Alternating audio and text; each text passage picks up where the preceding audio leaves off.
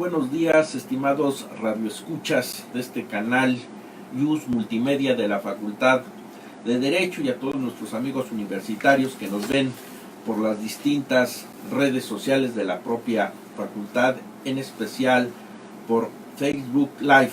Es realmente un gran gusto estar nuevamente en esta mesa académica discutiendo temas de actualidad, reincorporándonos, dado que el programa pasado, dado el movimiento de 2 de octubre de 1968, por los conceptos importantes vertidos, se repitió en su momento la participación que en esta mesa tuvo el maestro José Dávalos Morales y el maestro Alejo Martínez Venters. Pues bien, nuevamente nos encontramos en vivo y en directo en esta cabina de transmisión con su programa Elecciones, Movimientos y Partidos. Su amigo el doctor José Luis López Chavarría, director del Seminario de Derecho Electoral, les da la más cordial bienvenida y espero que la temática de hoy también sea de su agrado.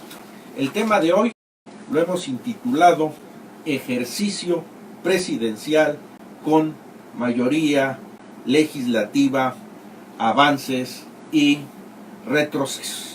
Y como suele ocurrir ya, es una tradición en este programa, es poner los manteles largos con nuestros invitados. Nada más y nada menos que está con nosotros el día de hoy para abordar este tema, nuestro invitado especial, el maestro Luis Molina Piñeiro, cuyo apellido pues es ya una tradición y de abolengo en el campus universitario. Simplemente daré algunas notas curriculares. Es el único doctor en Derecho con estudios revalidados en Alemania por el Consejo Universitario.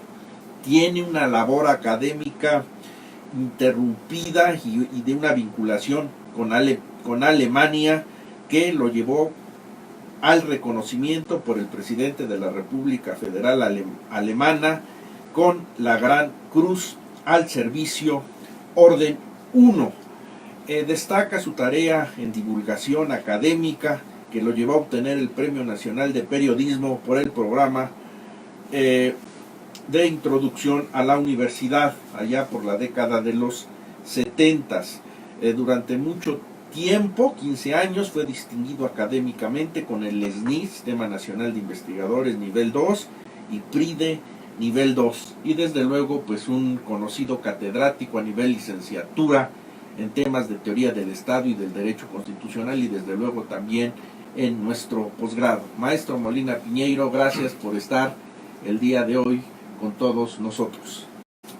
Al contrario, muchísimas gracias por esta amable invitación, que para mí es muy satisfactoria, sobre todo tratándose de este tema que fijaste con mucha inteligencia, que viene a ser, pues desde el punto de vista del derecho constitucional, uno de los fundamentales en la situación actual de nuestro país después de las elecciones de julio de este año, y sobre todo de la integración del Congreso de la Unión y la relación que se dará entre el presidente de la República y el Congreso a partir del 1 de diciembre, que tome posesión como presidente constitucional el licenciado López Obrador.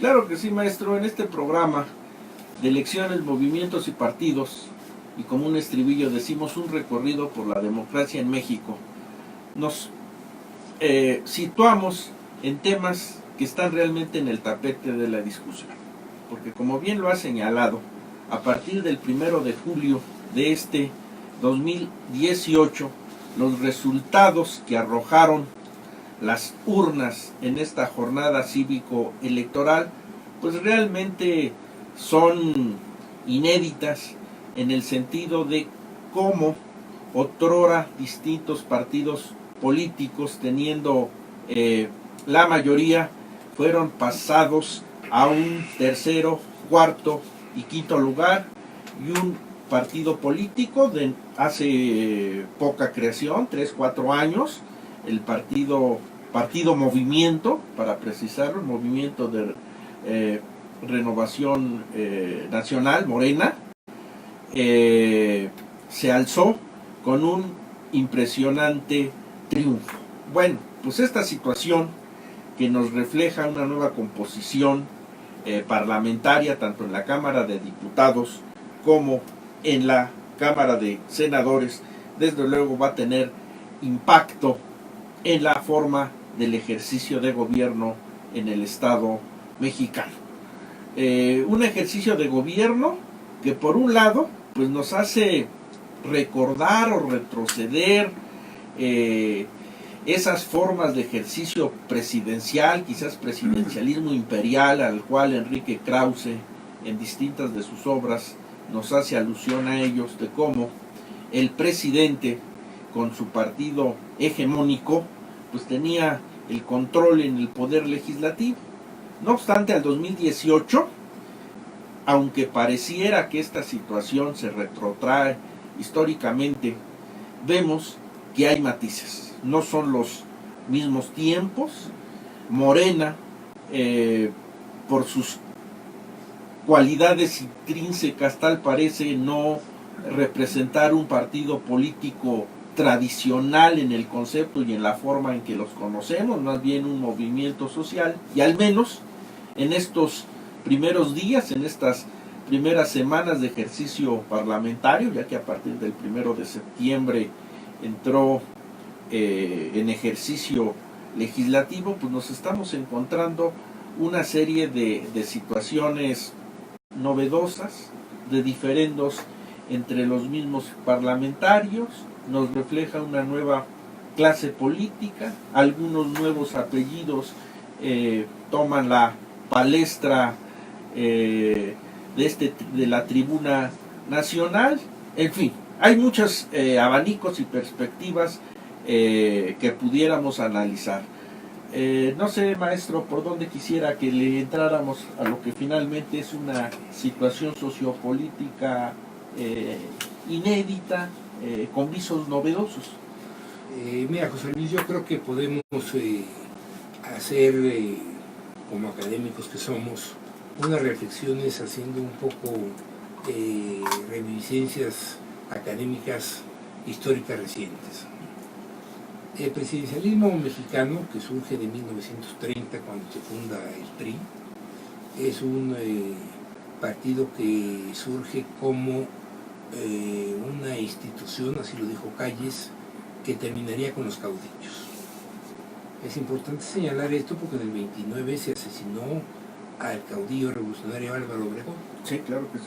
Entonces este homicidio de Álvaro Obregón es lo que hace que Calles y el grupo de políticos prácticos emanados de la Revolución Mexicana viesen que era el momento de legitimar a través de un partido precisamente la causa de la revolución, que estaba lógicamente formalizada en la Constitución de 1917. Así es. O sea, se supone que el Partido de la Revolución Mexicana, que posteriormente fue el Partido Revolucionario Institucional, tiene como objetivo institucionalizar las distintas fuerzas políticas a fin de terminar con el caudillismo. Y lógicamente lo que se genera aquí es una figura de un presidencialismo fuerte, que además es la idea que tiene Carranza cuando envía el proyecto de reformas o iniciativa de reformas constitucionales a la Constitución del 57 en el año del 16. Así es. O sea, Carranza piensa y está convencido de que no se puede gobernar después de una situación de caos que viene después, ahora sí, del homicidio del presidente Madero por Victoriano Huerta, si no existe una institución presidencial fuerte. Así es. Y entonces el PRI, el partido... Lo diseña, lo estructura constitucionalmente, y quizás también de la experiencia del siglo XIX, cuando finalmente la organización constitucional en cierta medida se decantó, pero más, inclusive llegamos a tener el poder legislativo en una sola cámara, ¿verdad? Cuando el Senado se abrogó y fue más bien un poder político, pudiéramos decir, canalizado hacia el órgano parlamentario, el poder legislativo, y no el presidente. Claro, aquí había lógicamente como un Ford, ¿no? Como Ford dice, de presidente al delincuente, ¿verdad? Porque da un golpe de Estado porque precisamente no puede gobernar precisamente por esta prioridad que tiene el Congreso en torno al al poder en México que rebasa las competencias, las facultades, sobre todo la limita y la ata a la capacidad del presidente, y por eso el presidencialismo mexicano llegó a su límite máximo en la época de don Porfirio, ¿no? Así es. Porque don Porfirio lógicamente lo que tiene es una hegemonía. Claro. Una hegemonía. Esto es importante señalarlo porque Porfirio Díaz y Santana son los dos gobernantes del siglo XIX, y Porfirio Díaz de una década del 20, que logran mantener el orden y la estabilidad política a través de un régimen presidencial dictatorial, ¿no? Y entonces, bueno, pues esto es precisamente lo que nos debe mover a nosotros, que digamos en los genes políticos históricos de nuestro país, a partir de su independencia está que el presidencialismo puede degenerar en un régimen no democrático. Así es. Como fue en distintas etapas de la época de Santana y como fue en la fase final del gobierno de Porfirio Díaz, y como se supone que era el presidencialismo vinculado estrechamente al Partido Revolucionario Institucional. Así es. O sea, un presidencialismo que no tenía mecanismos de control enfrente, sino que por el contrario, el Congreso de la Unión, que debería de ser su mecanismo de control independientemente de los controles que ejerce el Poder Judicial, digamos el control político, jurídico que ejerce el Congreso, se diluía. Y esto es el tema por el cual, y esto es por la razón por la cual el tema que tú fijas es muy interesante, porque tú estás viendo la relación entre un presidente que es electo por una mayoría de votos significativa debido a que los candidatos de las otras coaliciones, tanto la que encabezaba el PRI como la que encabezaba el PAN, obtuvieron una votación muy baja. Y entonces con esto se rompió esta idea de una elección libre y competida. Esto es muy importante porque en la democracia que se nos implantó a partir de las décadas 80 en el mundo occidental es que las elecciones para ser libres deben ser competidas. Si no hay elecciones competidas quiere decir que algo falló. Así es. Que algo no funciona democráticamente. Y esto es la tesis central que tiene las Naciones Unidas, que nos llegan a nosotros a través de la OEA, que nos llegan a nosotros a través del Programa Nacional de Desarrollo de Naciones Unidas, el PNUD, y que es como se hacen las reformas políticas a partir de la década de los 80 en México. Claro. O sea, pensar que la democracia es una verdadera elección de los ciudadanos entre candidatos que todos tienen la posibilidad potencial de ganar. Esto es lo importante, ¿no? Claro. El régimen presidencial democrático es ahí donde quienes compiten tienen las posibilidades de ganar. Claro, en un régimen como en Estados Unidos, que es bipartidista, que es el modelo que tomamos nosotros, ¿verdad? Es obvio que uno gana o queda, aunque sea por un voto. Son dos partidos, no hay problema. Una persona gana, y lógicamente aquí en el modelo norteamericano interesa mucho cómo se integra el Congreso de la Unión, tanto la Cámara de Representantes como el Senado. Claro que el modelo norteamericano, el Senado representa los intereses de los estados, una discusión que aquí en México se da, pues ahora con esto del Tratado de Libre Comercio, ¿no? Representar intereses de los estados quiere decir defender la ley, la legislación de los estados en una de las cámaras del Congreso.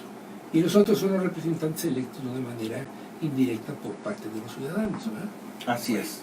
En el caso mexicano, el antecedente que nosotros tenemos es que el presidente, desde la época de Carranza, pretende concentrar competencias. Y lógicamente para concentrar competencias, para ampliar sus competencias, requiere el apoyo del Congreso de la Unión. Porque lógicamente el Ejecutivo en un régimen presidencial democrático solamente puede ejecutar las competencias que le da la ley. Y lógicamente esto quiere decir que el Congreso de la Unión le da esas competencias al Poder Federal. O sea, es una competencia del Congreso que es ejecutada por el presidente de la República. Esto es importante porque el presidencialismo mexicano de las últimas décadas no se entendería sin esta actividad, digamos, de apoyo del Congreso, que lógicamente es la que se rompe cuando llega por esta transformación republicana del presidente de la República, un candidato del PAN a la presidencia de la República, y entonces tiene que gobernar con un Congreso que no responde siempre a los intereses, y se hace una serie de reformas constitucionales a fin de que hay iniciativas prioritarias, etcétera, ¿no? Para que el presidente no sí, preferenciales, claro. en ese proceso paulatino, ¿verdad, maestro? Porque realmente desde en el gobierno del licenciado Ernesto Zedillo, en 1997, cuando en las elecciones intermedias, y no olvidar que en 1997 en el otrora Distrito Federal, hoy Ciudad de México, un candidato de izquierda, de oposición, el ingeniero Cuauhtémoc Cárdenas, se alzaría con el triunfo en la ciudad capital, y no solamente se alzaría el triunfo para la jefatura de gobierno, sino que prácticamente en la Ciudad de México habría de desplazar en la mayoría de las delegaciones políticas, de los distritos electorales correspondientes al Partido Revolucionario Institucional. Prácticamente no ganaron nada. Y proyectado estos resultados a nivel federal, legislativo, pues también es cuando se encuentran en ese primer gran dilema, que el presidente de la República en el Congreso ha perdido la mayoría. Es decir, y estamos en 1997, está interesante todas las reflexiones que nos está dando con esta calidad académica de nuestro maestro Luis Molina Piñeiro. En que en cabina nos informan que vamos a un corte, no le cambien, en un ratito regresamos. Nuevamente de regreso, estimados radioescuchas, a su programa Elecciones, Movimientos y Partidos, un recorrido por la democracia en México. Y con acierto, aquí tras bambalinas, el maestro Molina Piñeiro puntualizaba lo conveniente que es destacar este proceso de fortalecimiento o enriquecimiento que ha tenido la integración o conformación de nuestro poder legislativo. Y si mal no recuerdo, esto data, maestro, allá del año de 1963, cuando habían unas figuras de llamados diputados del partido, ¿verdad, maestro? Sí. ¿Cómo arranca esto? En la década de los 60 llega a la presidencia del 58 López Mateos. López Mateos es un presidente que quiere darle a México una proyección internacional. Entre otras cosas, consiguió que fuera sede en México de la Olimpiada en el año del 68, ¿no? Sí, así es. Y viajó por todo el mundo, y la idea era que México era un país que había estabilizado una revolución, y que esta revolución era una revolución democrática. Lógicamente una revolución democrática que tenía en su constitución una serie de artículos socialistas radicales. Esa fue la razón por la cual López Mateos nunca permitió que fuese expulsada de la OEA, y nunca le negó la vinculación al régimen de Fidel Castro en Cuba. Y la frase famosa de aquella época de López Mateos es que él era de extrema izquierda dentro de la Constitución, porque la Constitución es de extrema izquierda. La Constitución mexicana todavía hoy, el artículo 27, la propiedad no es un derecho natural de los seres humanos, sino es un derecho que otorga el Estado a través de procedimientos, por lógicamente la legislación civil para el derecho público.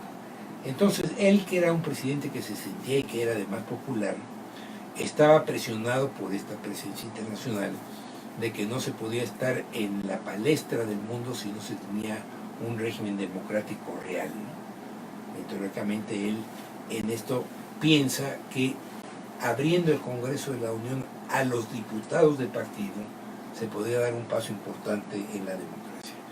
Sobre todo que eran diputados del partido, o sea, las gentes más distinguidas de los partidos eran las que estos designaban para que en la tribuna del Congreso de la Unión, aunque fueran poquitos, dada la brillantez de un Lombardo Toledano, de un Preciado Hernández, de todos estos grandes ideólogos, tanto del PRI como del Partido Popular Socialista, ¿no? Y algunos que otros todavía reminiscencias de la revolución, del Partido Auténtico de la Revolución todavía mexicana, quedaban, ¿no? Por ahí, sí, claro. Quedaban con el lenguaje propio de la época, digamos, cañista, cardenista, ¿no? Y lógicamente esos oradores le dieron a la Cámara de Diputados una resonancia nueva, ¿no? En donde se escuchaba una serie de voces en contra precisamente de este presidencialismo que trataba de concentrar cada vez más competencias y por tanto más poder. Esto pasó y bueno, pues no sucedió nada. lógicamente los primeros que sabían que los partidos de oposición tenían una presencia muy escasa, pues eran los políticos prácticos, porque recorrían diariamente el país, ¿no? Y entonces dijeron primero el 2.5% del total de la votación válida. Pues resulta que no alcanzaban, ¿no? Y entonces era muy alta. Sí, se tomó modelos, pues como siempre, los países avanzados después de la Segunda Guerra Mundial, básicamente países que se democratizan como Alemania, ¿no? Y entonces se bajó de 2.5 a 1.5%. Y así nos fuimos hasta 1977.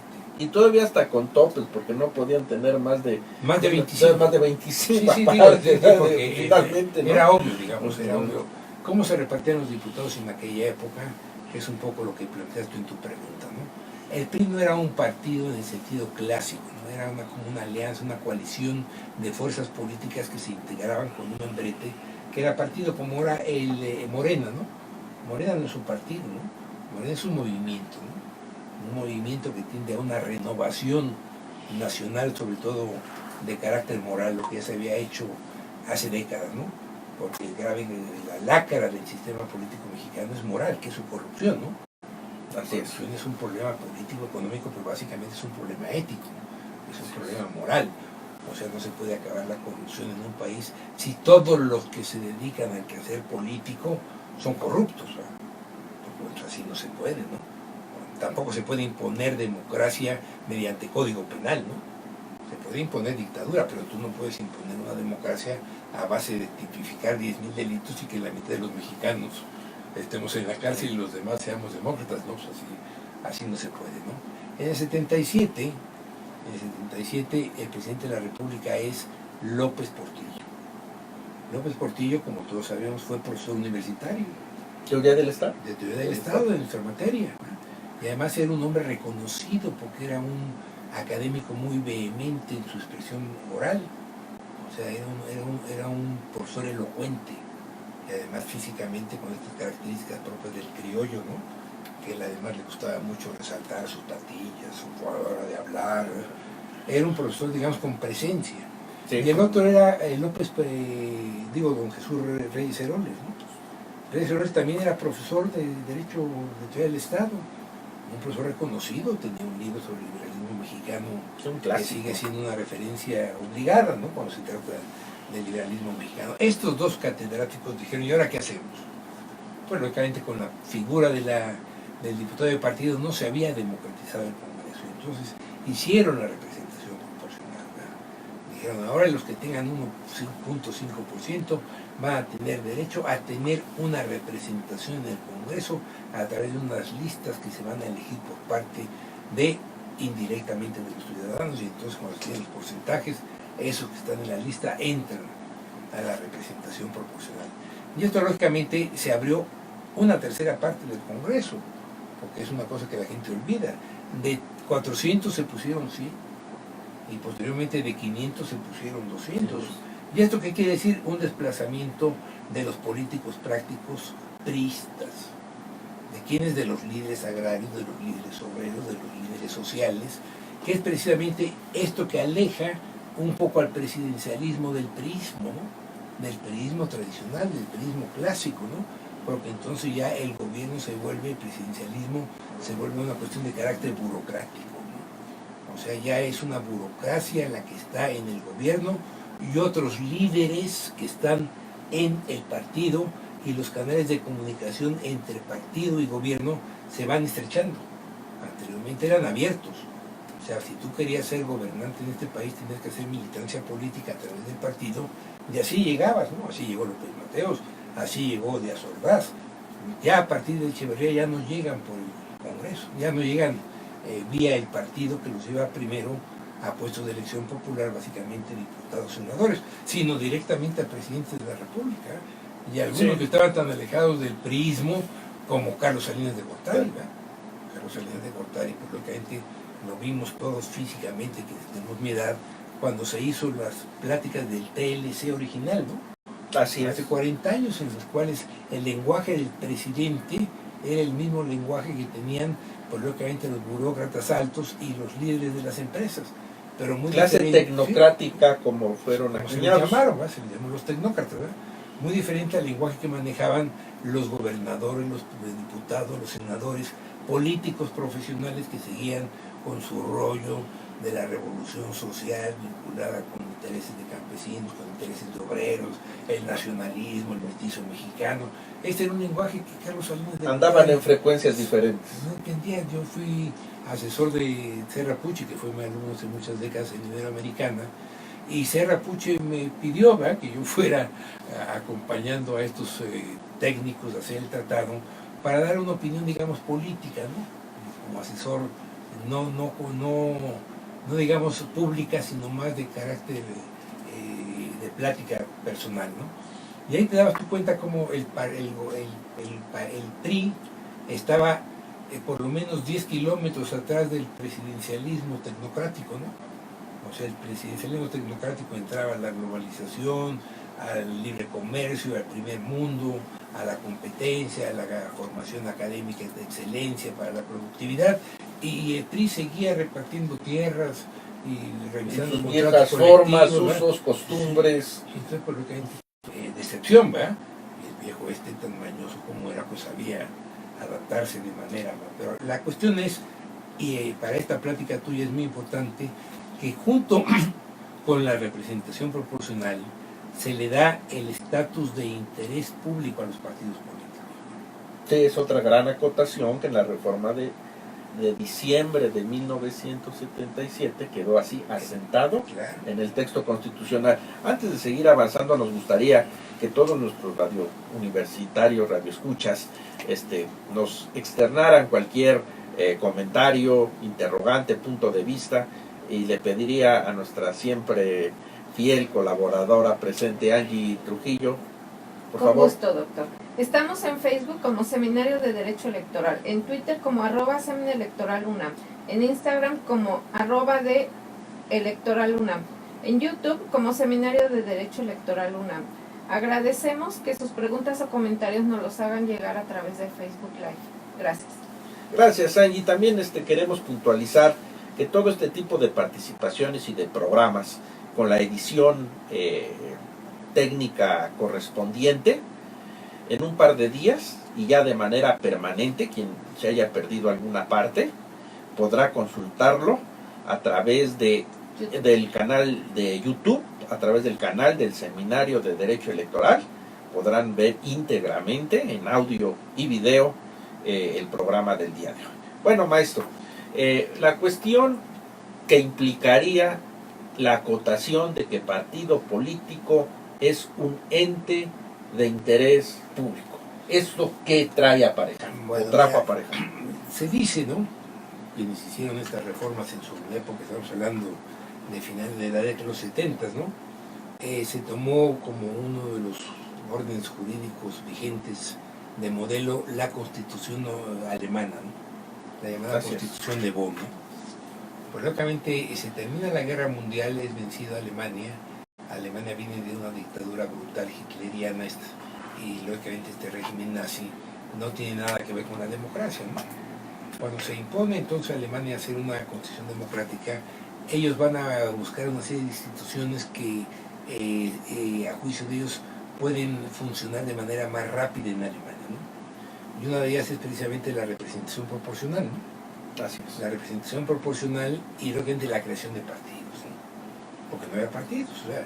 En el régimen nazi desde el año 34 pues ya no hay partidos políticos, ¿verdad? Los pocos partidos los partidos son reprimidos, los líderes son encarcelados, son asesinados, aniquilados. La democracia cristiana, la socialdemocracia, bueno, estos son hechos tristes históricos. Pero entonces cuando Alemania resurge a la democracia con la Constitución de 45, la Constitución de Bonn, los partidos políticos se ponen como entes de interés público, ¿no? Eso quiere decir que van a ser financiados por el Estado, ¿no? O sea, el Estado va a financiar a los partidos políticos, y esto es lo que en México hemos entendido por ente de interés público, ¿no? Interés público quiere decir que los partidos van a ser financiados por el Estado, porque el PRI, a pesar de que tenía millones de afiliados, prácticamente se tenían que afiliar todos los burócratas, se tenían que afiliar todos los obreros, se tenían que afiliar todos los campesinos que habían solicitado tierras, y todos esos millones de mexicanos eran miembros de un partido, pero no pagaban cuotas. es un poco Sí. que hay que anotarlo. En México ser miembro de un partido es como ser miembro de una iglesia, ¿no? No se paga. En todo el mundo, si yo digo soy católico, quiere decir que yo pago el diezmo a la iglesia católica.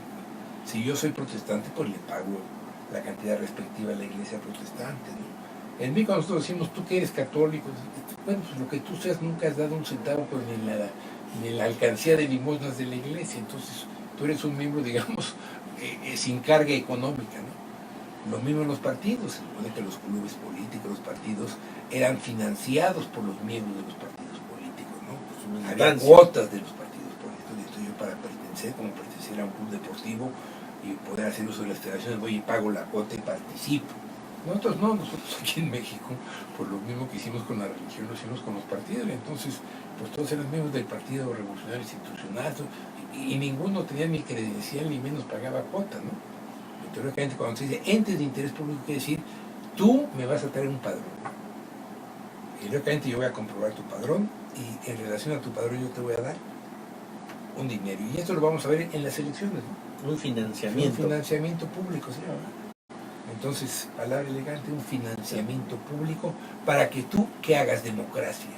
El objetivo de los partidos políticos es coadyuvar para la formación del juego democrático electoral en México. Entonces, el Estado le da dinero a los partidos políticos, eso es muy importante, ¿no? Sí, le da dinero a los partidos, y hay dos formas de darle dinero. Un partido por el simple hecho de ser partido, y otro por el hecho del número de votantes que tiene, ¿no? Entonces los partidos pues lógicamente son más fuertes en la medida en que tengan mayor número de votantes, y por eso sus militantes no les interesan mucho, ¿no? Porque la cantidad se da en relación a los resultados electorales, no al número de miembros que Sí, tú dices que tienes. proporcionalidad vinculada a la votación obtenida en los comicios. Entonces tú recibes más o menos dinero en relación a que tú ya te registraste, ya cumpliste con los requisitos de registro, que no son muy exigentes, y posteriormente ya te dan tu dinero. Y entonces tú ya te vas, ¿no? Y eso hace que en México se entendió por democracia pluripartidismo, ¿no? Pero maestro, esto no es muy importante lo que está acotando esto del término de la materia de financiamiento, porque hemos visto, sobre todo en los últimos años, quizás cierto desviamiento o desnaturalización de este concepto de organización pública, de organismo público. ¿En qué sentido?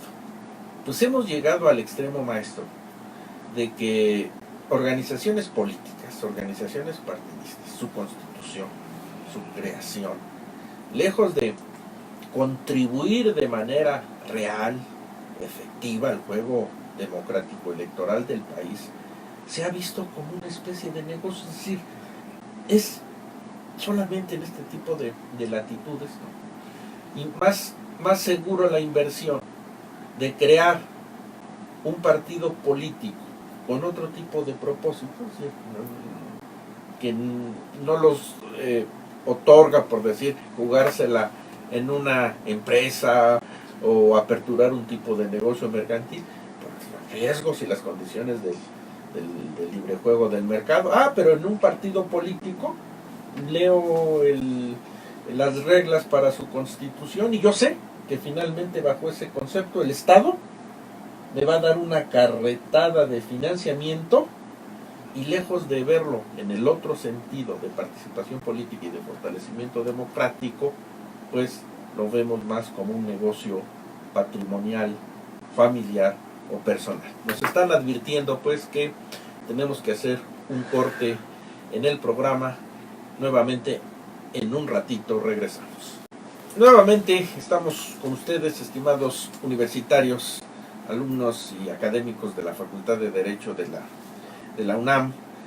Maestro, quizás un apuntamiento, vemos que ya nos queda propiamente un último bloque y quizás sería conveniente interrelacionar esta temática. Las nuevas perspectivas, y sobre todo en esta experiencia de asesoría política y bagaje académico que lo caracteriza, entre la forma de interrelación que en su momento tuvo el presidencialismo, ese presidencialismo imperial, secundado finalmente por una organización, partido político en los términos más tradicionales, ¿no? Es decir, iban de la mano, voluntad presidencial y procesamiento y articulación a través del debate, las voces de las minorías en el Congreso. Y bien o mal, finalmente el ejercicio de la democracia transcurrió así, ¿no? Sus altibajos durante varias décadas. Hoy, en el 2018, después del 1 de julio, tratar de retrotraer a este esquema que pareciera que pudiera ser similar, no lo es. No lo es, a ver, y yo esbozaría, porque en principio las características personales del liderazgo, el carisma del licenciado Andrés Manuel López Obrador, ya presidente electo, y esa organización Morena, organización partidista, pues se diferencia de lo que es el partido propiamente tradicional. Entonces la interrelación de ese partido movimiento, en donde aglutinó además personajes políticos en un abanico heterogéneo, es positivo, negativo, logros, en fin, no sé cómo visualizaría esta situación. Ya vista, digamos, que fue de manera así desordenada el aspecto histórico, lo que tú planteas es una proyección hacia el futuro, ¿no? Hacia el futuro, claro, que quizás pudiera interesarle a la sociedad en estos momentos, mira, ¿no? Porque es lo que ya se viene. Tú como teórico del estado de la política, uno de los hombres de referencia permanente es Max Weber, cuando se trata de formas de dominación, ¿no? Weber no habla de formas de Estado o formas de gobierno, sino de formas de dominación, ¿no? Y las divide tajantemente unas tradicionales y otras racionales. Dentro de las racionales, que son las democráticas constitucionales, entonces dice, una forma de dominación racional legal es el Estado de Derecho, que tiene como características primordiales una definición jurídica garantizada de la libertad y una división de poderes, ¿no? Y esa es la democracia. Existen formas tradicionales, el régimen patrimonialista, el régimen paternalista, y en todos ellos existe la figura del dominador carismático. Esto es muy importante, ¿no? Porque tú lo señalabas. López Obrador, independientemente de las categorías con las que lo quieren clasificar, una de ellas es indiscutiblemente la de carismático. Entonces, el problema que tenemos aquí para la democracia, esta del marco teórico que señalé de Weber, es que es el primer presidencialista, el primer presidente carismático que tiene México después de la Revolución Mexicana. Y ya mucho decir, mucha gente ha querido decir que el carisma de Obregón o de Calles, hasta Martín Guzmán escribió un libro que se llama La sombra del caudillo, en donde no queda claro quién era el caudillo, ¿no? Si no queda claro quién era el caudillo entre dos personas, pues era obvio que la figura del caudillo no era tan obvia, ¿no? Otros hablan de carisma de Cárdenas, no es cierto. O sea, Cárdenas en su gobierno no tuvo un carisma, sino al contrario, tuvo serios enfrentamientos con la iglesia, con los grupos económicos, por esto de la educación socialista, ¿no? Tuvo grandes enfrentamientos precisamente con grupos mismos de los militares revolucionarios, a grado tal que tiene que dejar como sucesor en la presidencia de la República a Ávila Camacho y no a las personas vinculadas a pensamientos de izquierda. O sea, Cárdenas, después el gobierno de revolución institucional hizo de Cárdenas un presidente carismático, pero él en su época tuvo graves problemas, no porque es un gobierno carismático. El primero es López Obrador, y ahí está, desde el punto de vista de la democracia, donde tenemos que poner mucha atención, sobre todo el tema que tú fijaste, el Congreso, las cámaras del Congreso, y escuchamos que los líderes de las cámaras, tanto diputados como senadores, han hecho, digamos, ya manifestaciones claras, abiertas, a favor del presidencialismo unificado. Esto lógicamente rompe con un axioma democrático, ¿no? La democracia tiene como su axioma, como decía hace un momento, la división de poderes, ¿no? Y en la democracia se entiende como división de poderes, no la división de funciones, lo cual es obvio, ¿no? Eso existe desde la antigüedad, ¿verdad? Uno legisla, otro juzga, otro ejecuta. Bueno, el tema es el control. O sea, en la democracia la división de poderes es igual a que existen mecanismos de control de un poder a otro que permiten precisamente la garantía de la libertad de los ciudadanos. Es el tema central de la democracia liberal, ¿verdad? El poder está dividido porque está controlado, tanto controlado internamente de manera vertical como de manera horizontal, dicen los teóricos, ¿no? A fin de que un poder esté observando al otro poder, y por eso la división de poderes, y por eso en el caso actual en México, tú ves a doña Olga Sánchez Cordero, maestra, por cierto, de la facultad, fue directora del Seminario de Sociología y catedrática de muchos años, ¿verdad? Y Olga Sánchez Cordero es designada potencialmente secretaria de Gobernación, y así salen los periódicos acordando con el presidente de la República en su calidad de secretaria de Gobernación potencial, y está sentado en el Congreso en la Cámara de los Senadores, en el Congreso de la Unión. Ah, sí, porque aparte es senadora electa. Tú dices, el problema es el talante, ¿no? O sea, acuérdate que el presidente norteamericano dijo claramente, ¿no? Y así se puso en la Constitución norteamericana, ¿no? Que nadie que está en el poder ejecutivo puede realizar funciones en el poder legislativo o en el poder judicial. La división es tajante. Nadie quiere decir persona física, ¿no? Las personas físicas no pueden estar aquí y allá, porque de última instancia se toman decisiones políticas, jurídicas, pero siempre por personas físicas, que son los funcionarios, los servidores públicos, ¿verdad? Ahí está la cuestión, el talante de las personas, ¿no? El talante es democrático. Si yo soy demócrata, yo sé que el poder debe estar dividido. No quiere decir que yo esté enfrentado, no, la democracia no es lucha, no es revolución. La democracia es que tú, presidente de la República, presentes al Congreso de la Unión, básicamente cuando vas a hacer tu presupuesto de ingresos, cuando presentas tu proyecto de presupuesto de ingreso a la Cámara de los Diputados, y este Congreso, estas cámaras, te van a aprobar un presupuesto o van a modificar de una forma u otra como mecanismo de control a ti. Pero si tú no vas a tener en las cámaras ese control, menos vas a tener un control en el ejercicio del gasto, ¿verdad? Porque el presupuesto de egresos tiene como objetivo que la Cámara de Diputados y la auditoría te estén vigilando si cumpliste con lo que escribiste que vas a gastar el dinero del Estado y si lo gastaste correctamente, ¿no? Y lógicamente eso es lo que hace que la división de poderes, aunque sea un camino franco, yo no digo que estén chocados, ¿no? Claro.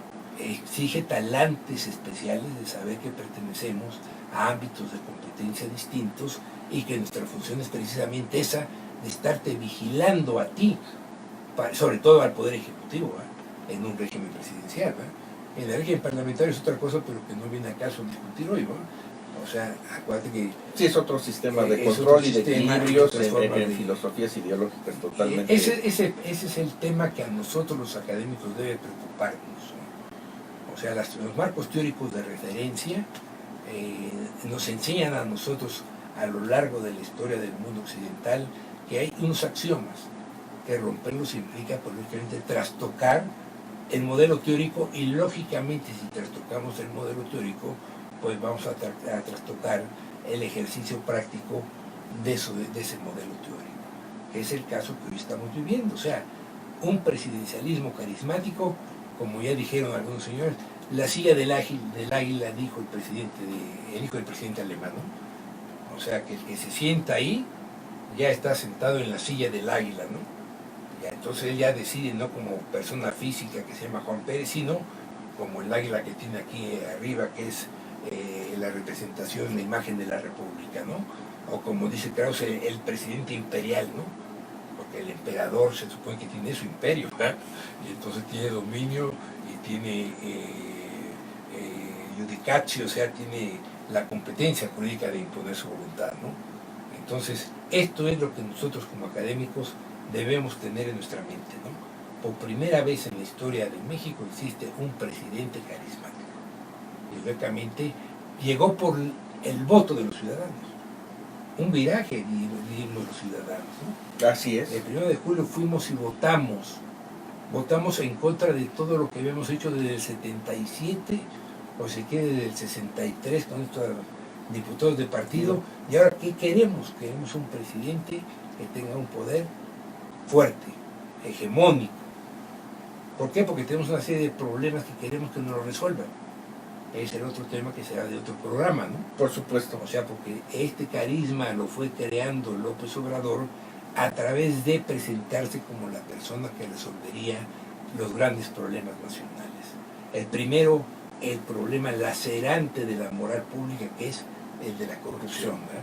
Y ahí va a estar centrado el quehacer del presidente durante sus 6 años, ¿no? Porque si la corrupción no es una cosa sencilla, o sea, no es como una enfermedad que pueda curarse o un tumor que pueda extirparse, ¿no? Hay muchas facetas de la corrupción que lógicamente en los minutos que nos quedan es imposible analizar, pero que seguramente tú en algunos de tus programas fijarás el tema de las distintas facetas que implica la corrupción en un país como el nuestro, no solamente como lacra, sino como una situación que se presenta como un hecho evidente y por tanto no requiere ya ni comprobación empírica, porque ahí está. Es tan evidente que ya para qué tratas de demostrarlo cuantitativamente, ¿no? Claro que sí, completamente de acuerdo, maestro. Simplemente quizás a manera de epílogo, leeremos algunos comentarios que han señalado distintos analistas o columnistas de la política. Tiene que ver directamente con el tema, porque abre desde luego nuevos desafíos y expectativas.